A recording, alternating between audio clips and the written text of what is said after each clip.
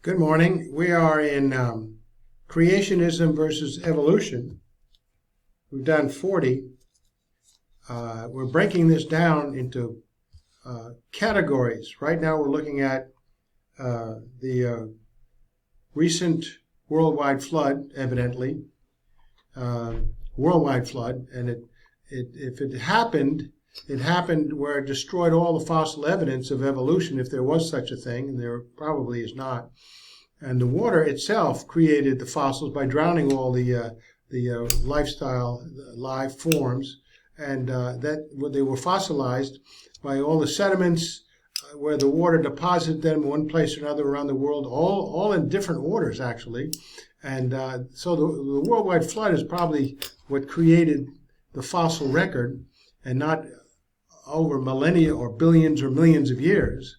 And it's recent because nothing could have come after that, because the water would have destroyed all the fossil record. We wouldn't have known what happened before the flood. But we can better attribute the fossil record to the water rather than to a gradual number of species evolving over billions of years and so many different contradictions in the fossil record from one place to another around the world. So let's go to K31.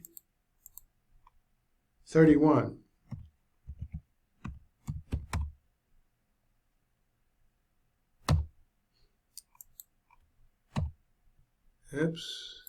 Can we do this? Okay. K31. Sometimes my laptop is a little ornery. I have to send it to training school. The subject is unprecedented sedimentary activity points to a worldwide flood. And we look for one reason here, that we haven't investigated large high plateaus. We search for large high plateaus. Large high plateaus and spectacular canyons with uniform horizontal strata support the concept much better, more plausible, of a worldwide flood. Another major difficulty of the uniformitarian concept of sedimentary processes. Uniformitarianism is the same processes gradually over billions of years processes these things, and they appear as they do appear today, but it took billions of years for these high plateaus and spectacular canyons to appear. But another major difficulty of the uniformitarian concept of sedimentary processes is found in those great areas of very thick deposits which have gone through one or more cycles of uplift and submergence and yet remain marvelously horizontal and continuous.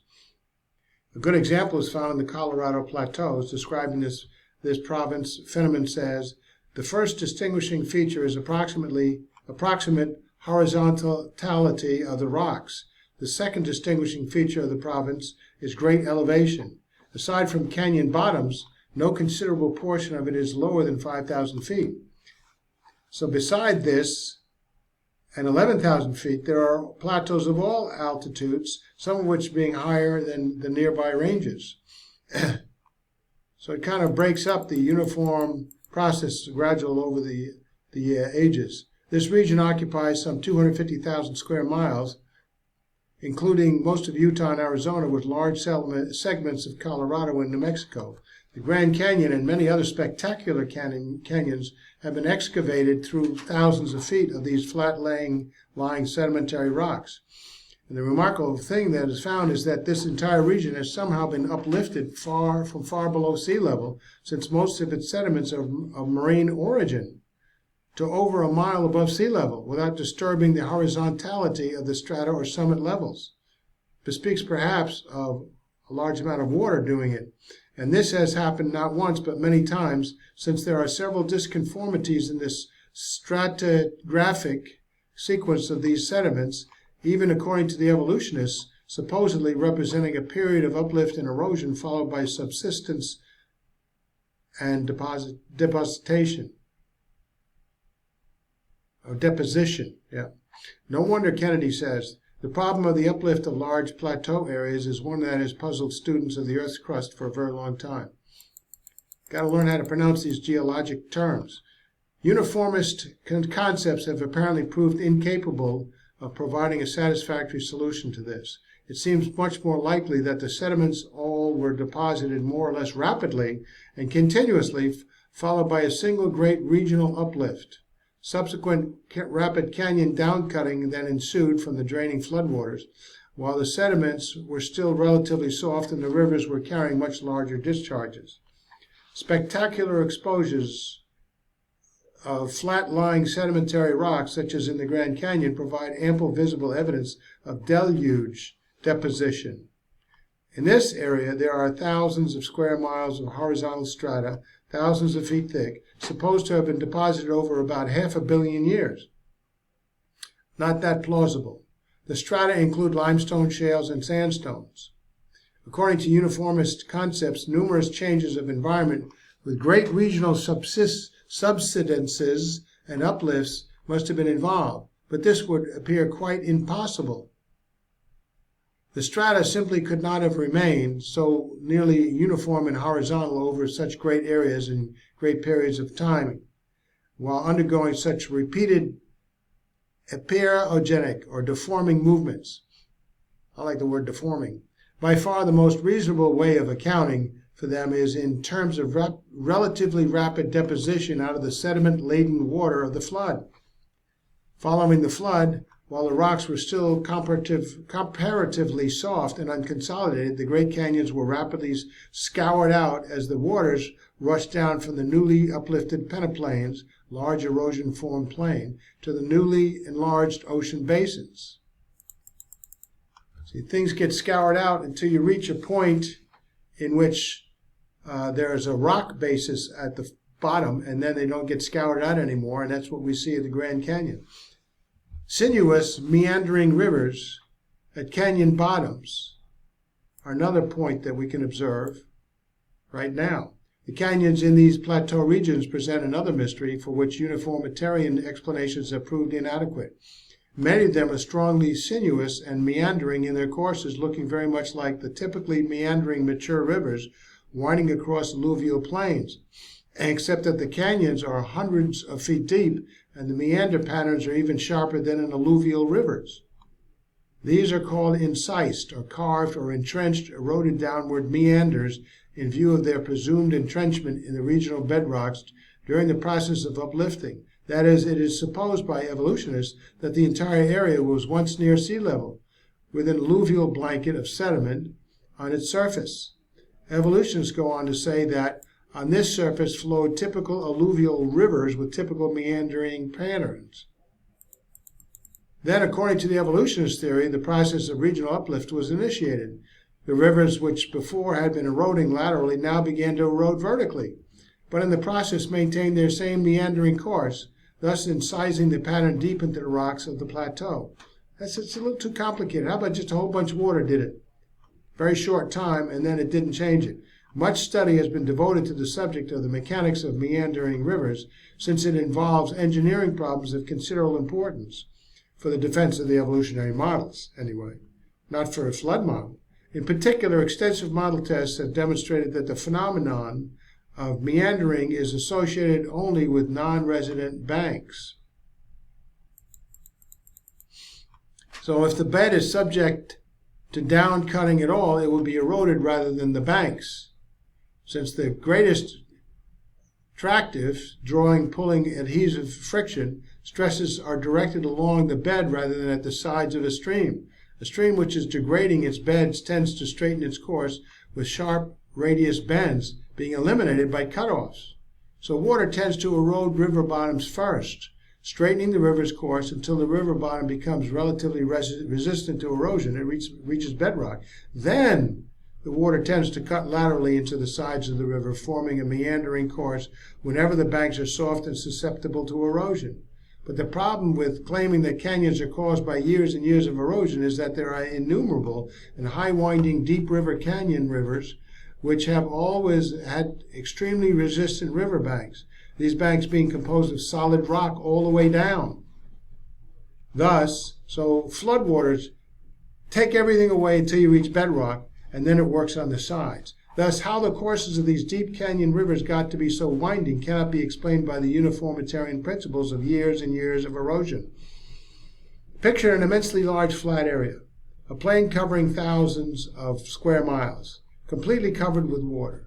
This immense plain is then uplifted by unimaginably great underground forces, causing the water to rush off with immense force, taking with it loosely packed sediment deposits wherever it flowed. Sound like a worldwide flood? This sudden and massive draining away of an immense amount of loosely packed sediment left behind a newly formed canyon of hard rock with erosion-resistant winding canyon sides and a meandering river at the bottom. That's because that's the way the rocks went. On a smaller scale, picture a slope of loosely packed dirt which is heavily rained upon. After the rain there remains many miniature cannon-shaped grooves carved into that slope where streams of water tore away the loose packed dirt. Some areas of the slope remain untouched, while others have deep grooves worn into them shaped similarly to a canyon, some having straight courses, some meandering. This would happen, the causing of meandering river course, in fact, even before the alluvial blanket, the blanket of loosely deposited sediment, was eliminated, and certainly no substantial amount of lateral shifting could be initiated once the stream had cut down into bedrock. Once the rock's there, that's it. Intensive meandering, when slopes and velocities are high, would require that the bedrock be extremely resistant to erosion, so that excess energy could be dissipated in no other way than by lateral cutting. And if this is so, then the deep meandering gorges could never be cut. So the familiar meandering pattern of streams in alluvial valleys primarily results from a small stream gradient inhibiting further down cutting in weak banks, permitting side cutting by local curvilinear water motions. Worldwide flood. Occasionally, however, strong meander patterns are found in valleys of deep gradients and strong rock banks, such as the San Juan River in Colorado. This anomaly is commonly and falsely attributed by geologists to a former alluvial blanket of water deposit sediments that supposedly once overlaid the rocks and once has been eroded away. The meandered pattern is said to have developed in the normal way on the alluvium water deposit sediments and then entrenched in the underlying rocks when the region was uplifted. Too complicated. However, such an explanation is highly questionable in terms of known principles of stream mechanics. It would seem that the only way in which such strong lateral cutting could take place simultaneously with down cutting would be for the banks to be less resistant than the bed, and this implies that most of the meander foundation must have taken place when the horizontal beds were still soft and unconsolidated, soon after the deposition during the flood period. Worldwide flood. Nevertheless, such incised carved meanders are a common phenomena in uplifted plateau or other mountainous regions. It would seem that some sort of evulsive flood origin for them to be postulated. Great systems of vertical fissures might be imagined, which might have been widened, deepened, and rounded by subsequent drainage through them. If erosion processes must occur for the complete excavations, however, then it would seem necessary to postulate much greater volume of water in the streams than now present, together with much less resistant walls than the rocks of which they now consist. So you take a look at the Colorado River at the very bottom of the Grand Canyon. It's too small of a river to done all of that erosion. Lots of water then came away from the worldwide flood, and ergo we have a Grand Canyon formed in just a short time. We are back to a catastrophic flood of immense worldwide proportions. So we have anachronistic mountain strata. That they don't appear to be conforming to the time period that they seem to have been created in. In every mountainous region on every continent, there seems to be numerous examples of supposedly old rock strata superimposed on top of young strata. How's that? The old is at the bottom. In the absence of definite structural evidence to the contrary, one would naturally suppose that the lowermost strata must necessarily have been deposited and therefore be older. But the fossils often seem to belie this assumption, and it's fossils which govern the assigned formation age. Yeah, there he goes. The rocks are as old as the fossils, and the fossils are as old as the rocks. Forget what we can actually observe. As noted previously, the official explanation of this sort of anachronism is in terms of what is variously called an overthrust, thrust fault, low angle fault, nappe, detachment thrust, or similar term. all imaginary when you look at the evidence. This concept is of a large section of stratified rock being elevated and